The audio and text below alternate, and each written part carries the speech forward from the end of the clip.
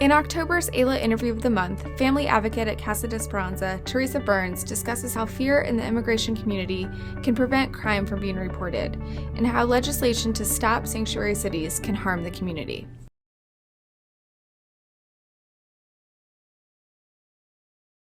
Definitely, you said there are big challenges facing survivors already, and some of those can already be they could already be threatened or fear retaliation if they seek help from law enforcement. It could be that survivors are living in a very isolated context and really not know what's available to them.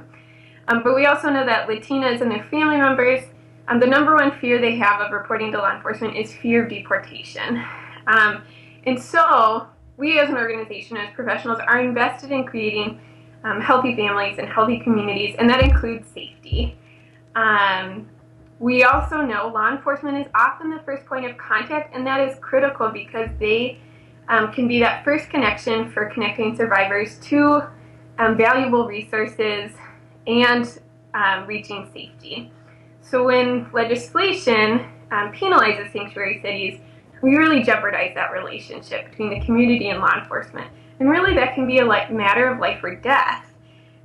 When Latinas or survivors of domestic violence and their families fear reporting to law enforcement, safety planning becomes more difficult, accessing information about resources or their rights becomes more limited, and ultimately our worst case scenario is that they remain isolated and continue being abused because they aren't seeking help.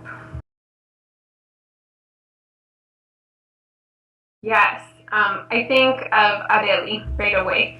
Adeli, I recently worked with, and she had suffered domestic violence from her husband for 2 years, and I recall that she recounted to me 2 very specific instances where she did not seek help from law enforcement because of fear of deportation. That first one being that her husband had repeatedly punched her in the legs over and over again until they were left black and blue. She said she wanted to seek help from law enforcement, but ultimately said people she talked to, and her fear is that people were saying, if you call law enforcement, you will be charged, you'll be deported, and she didn't want that. She was scared to seek help because of that, and so she didn't do anything. And the second time she recalled, or she recounted to me, is that she, again, her husband had kind of repeatedly beat her and been hitting her, and even threw their 3-month-old daughter into the crib very violently, and she told me she was terrified at that moment, but still was even more scared to call law enforcement to seek help, fearing deportation and separation from her child.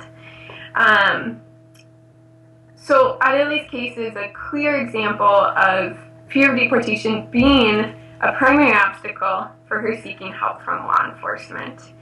And that really those are 2 instances in Adeli's life where she really could have died if the violence became so brutal.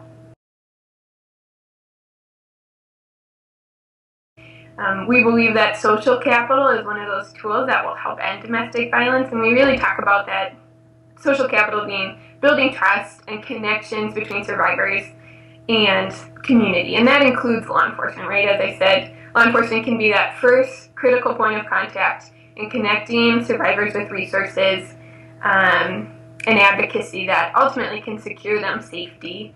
And we know from Adeli's story that fear of deportation is a clear barrier for her, and we know of other survivors in reporting abuse and assault. In order for Latinas and their family members to report to law enforcement, we need to eliminate that fear of deportation, and that means creating a clear distinction between law enforcement and immigration officials. Survivors and their families need to be able to go to a local police department and be able to report the abuse, knowing that they will be supported and be able to access resources and information about their rights without fearing that their information now is being shared with immigration officials, because that exact barrier that I was talking about in Adeli's story is what's preventing them from seeking help at all. And ultimately, like I said in Adeli's case, And in response to your first question is that the risk of not doing that could be life or death.